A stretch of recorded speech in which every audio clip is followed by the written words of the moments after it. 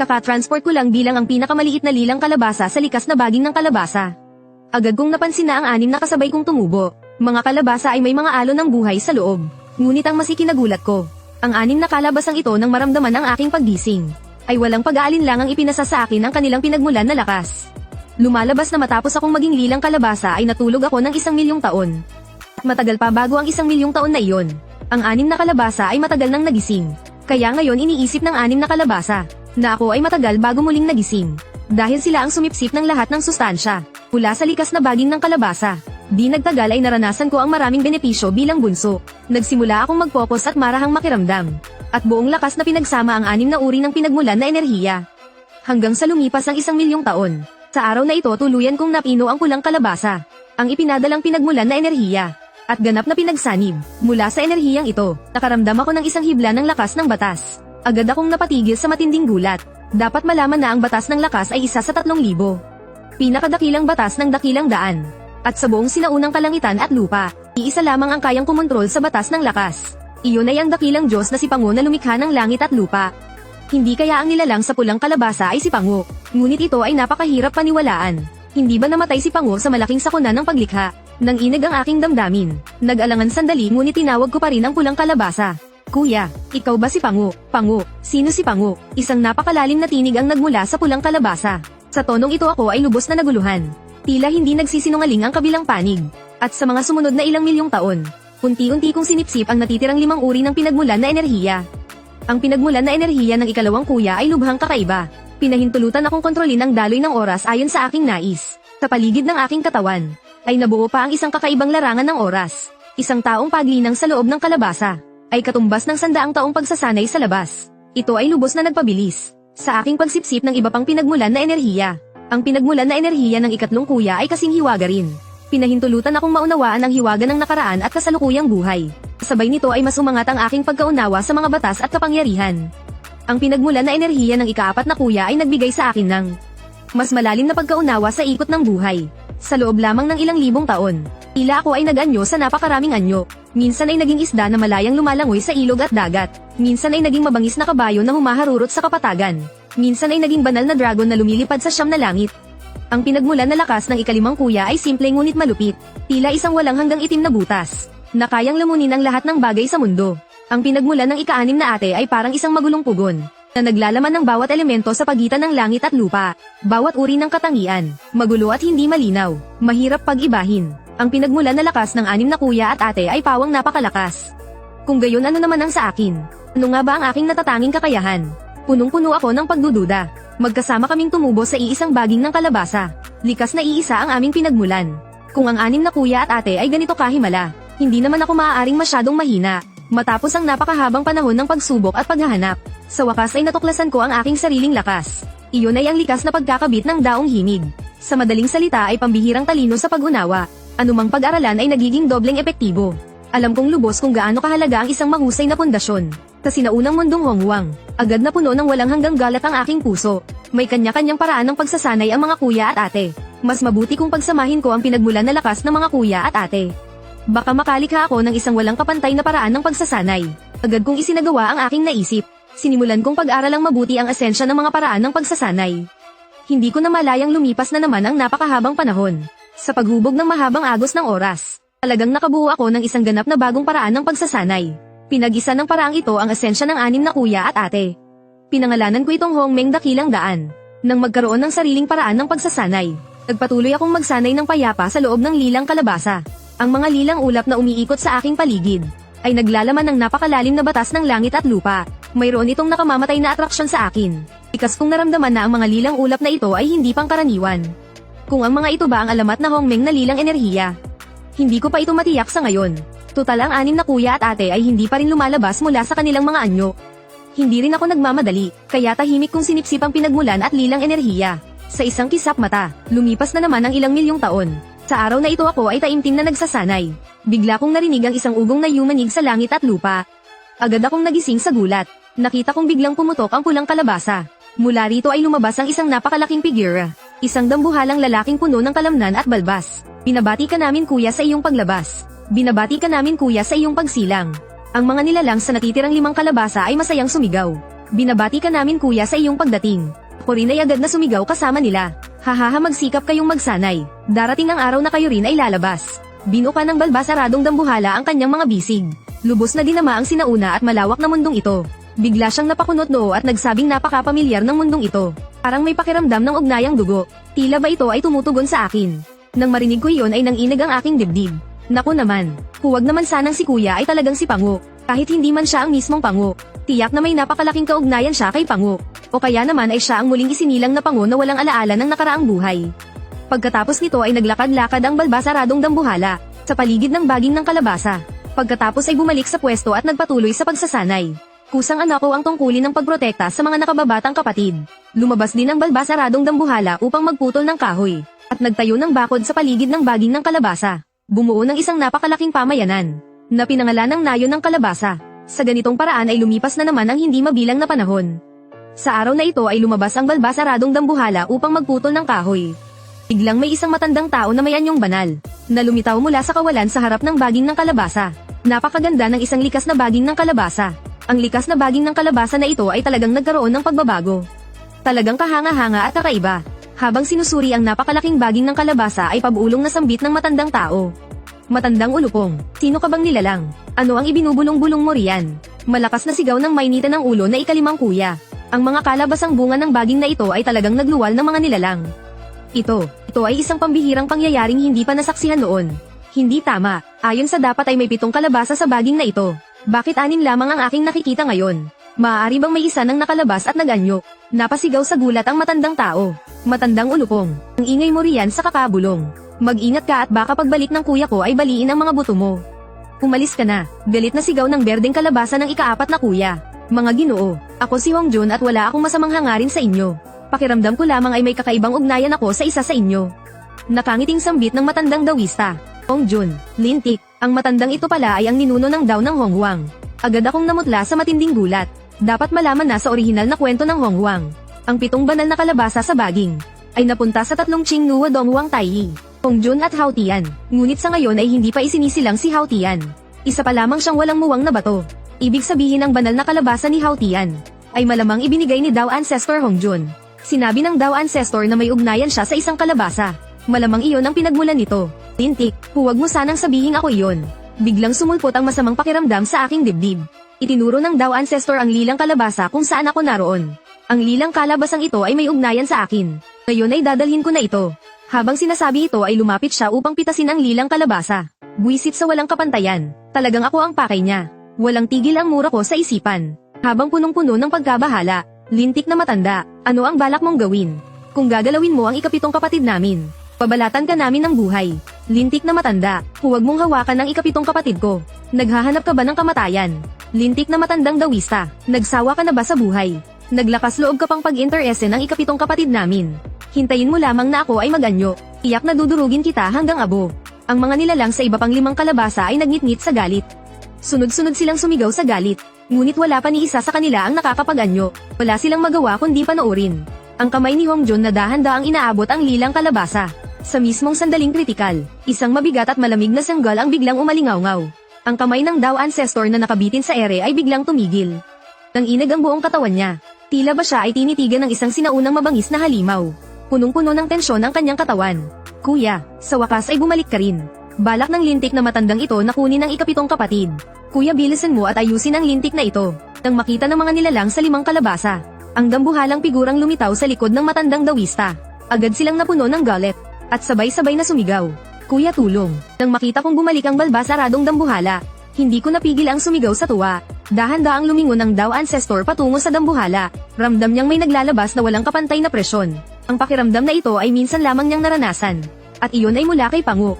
Ang Dao Ancestor ay muling isinilang mula sa 3,000 Diyos ng kaguluhan.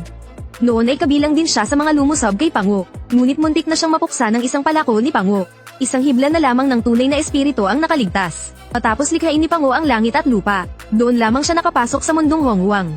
At muling isinilang. Lintik, bakit pamilyar ang Presier sa taong ito? Siya ba ay si Pangu? Ngunit ito ay talagang imposible. Tiyak na namatay na si Pangu. Habang nakatingin sa balbasaradong dambuhala, hindi napigilan ng Dao Ancestor na lumunok. At nagbigay galang na saludo. Kaibigang Dao, HM, binabalak mong saktan ang ika-7 kapatid ko. Wala akong ganoong balak, ngunit ang lilang kalabasa ay tunay na may ugnayan sa akin. Ugnayan ang ulo mo. Galit na mura ng balbasaradong dambuhala. Kasunod nito ay nagsanib ang katawan at palakol. Isang napakalaking palakol ang sumiklab paitaas. At buong lakas na ibinagsak patungo sa Dao Ancestor. Sa sandaling ito ang dating kalawangin na higanteng palakol ay biglang naglabas ng libu-libong makinang na liwanag. Tila ang buong lakas ng Hongwang ay hinailan ng hampas na ito. Lintik, sobra itong malakas. Unang beses kong makita na umatake si Kuya. Agad akong napuno ng matinding pananabik. Sa kabilang panig ay hindi rin ito inasahan ng Dao Ancestor. Naaatake agad ang balbasaradong dambuhala. At higit pa rito ang lakas ng palakol ay napakabihira. Kung tatama ang hampas na ito, tiyak na tuluyang mawawasak ang kanyang kaluluwa at diwa. Bukod dito ang aura ng hampas na ito ay pamilyar sa kanya. Na nagdulot ng matinding kaba sa kanyang puso. Biglang nagbago ang kulay ng mukha ng Dao Ancestor. Halos lumabas ang mga mata sa pagkagulat. Agad niyang tinapak ang kanyang noo. Biglang lumitaw sa likod ng kanyang ulo ang isang makukulay na ulap. Sa loob ng ulap ay bahagyang nasal ayan ang mundong Hongmeng. Habang sa labas ay umiikot ang mga gintong perlas, gintong lotes at gintong lampara. Napatuloy na bumabagsak na parang patak ng ulan sa bubong. Mga hibla ng mahiwagang liwanag. Makinang na nagkalat, mahigpit na pinrotektahan ang buong katawan ng Dao Ancestor. Ito ang unang pagkakataon na nakita ko sa Hongwang. Labanan ng mga pinakamalalakas sa mundo. At isa pang rurok na sagupaan ng dalawang pambihirang eksperto. Hindi ko mapigil ang idilat ng todo ang aking mga mata. Takot na may makaligtaang kahit isang detalye. Gaya ng inaasahan. Sa sumunod na sandali ang makislap na liwanag na dala ng higanteng palakol. Ay walang makapigil. Lahat ng bagay ay naging abo. Ang mga ulap ng banal na liwanag ay nagimbal ng husto. Maraming banal na hiyas tulad ng gintong perlas, lotes at lampara ang nagkalat. Ang Dao Ancestor ay napaatras ng sunod-sunod. Namutla ang kanyang mukha, uminam ang kanyang lalamunan, at napabuga ng sariwang dugo. Nakatingin siya sa balbasaradong kuya na puno ng pagkabigla. Ang galing, bugbugin mo ang matandang iyon. Ang natitirang 5 kalabasa ay labis na nasabik, at sabay-sabay na sumigaw. Samantalang ako ay tulala, halos hindi makapaniwala sa aking nakita. Sino ba ang Dao Ancestor? Siya ang kinikilalang pinakamalakas sa mundong Hongwang. Ngunit ngayon ay nasugatan siya ng isang hampas ni Kuya. Lintik, sobra ang lakas ni Kuya. Kahit hindi pa ganap na naging banal ang Dao Ancestor. Kung titingnan ng buong Hongwang, ang makapagpasukan ng dugo sa Dao Ancestor sa isang galaw. Tila wala pang ipinapanganak, kahit ang Demon Ancestor na si Luo Hao ay hindi kaya. Kung gayon posible bang si Kuya ay tunay na si Pango? Ngunit agad kong itinanggi ang isip na ito. Sapagkat ang lakas ni Pango ay lubhang lampas sa lahat. Siya ang nagwalis sa 3,000 Diyos ng kaguluhan mag-isa. At pagkatapos ay nilikha ang langit at lupa sa sariling lakas. Ang kanyang antas ay halos umabot sa kalahating hakbang ng dakilang daan. Isang hakbang na lamang mula sa tunay na dakilang daan. Ngunit sa lakas ni Kuya ngayon, at sa kanyang pagkontrol sa batas ng lakas, maaaring isa itong hibla ng banal na kaluluwa ni Pango na muling isinilang. Isang mapangahas na hinala ang biglang sumibol sa aking isip. Sa sobrang pananabik ay malakas na tumitibok ang aking puso. Kaibigang daw, talagang wala akong anumang masamang balak. Hinihiling kong huwag ka nang umatake. Umalis, ibinaba ng balbasaradong dambuhala ang higanteng palakol. Matatalim ang mga mata niyang parang apoy habang malamig na sumigaw. Magkikita pa tayo. Lumingon ang Dao Ancestor at mariing tumingin sa lilang kalabasa na kinaroroonan ko. Pagkatapos ay nagbigay galang siya sa balbasaradong dambuhala, at naging isang sinag ng liwanag na mabilis na naglaho sa kalayuan. Isinuksok ng balbasaradong dambuhala ang higanteng palakol sa kanyang baywang, at tumingin sa 6 na nakababatang kapatid. Ayos lang ba kayo? Kuya, ayos lang kami, pero talagang napakasama ng matandang iyon. Sinubukan pa niyang kunin ang ika-7 kapatid. Kapag nakapaganyo na ako, hahanapin ko ang matandang iyon at babasagin ko siya sa bagbog. Malakas na sigaw ng kahel na kalabasa.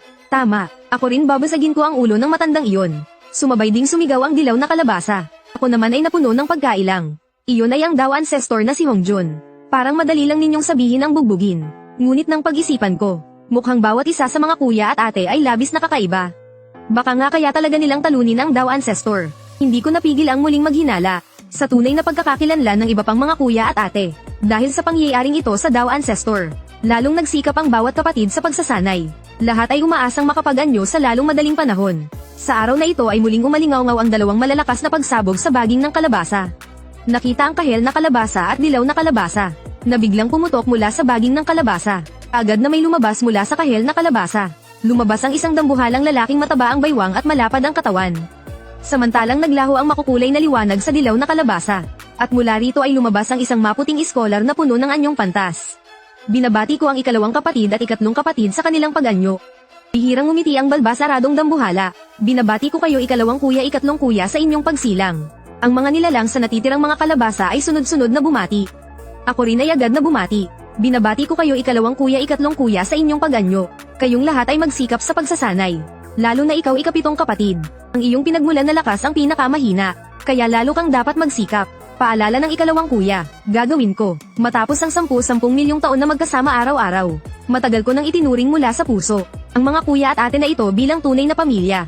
Ikatlong kapatid, naaalala mo ba ang lintik na matandang dawista? Naglakas loob pa siyang pag-interese ng ikapitong kapatid. Ngayon na nakapaganyo na tayo.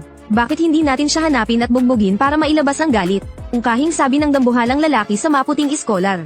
Magaling-magaling, palakpak na pagsang-ayon ng iskolar.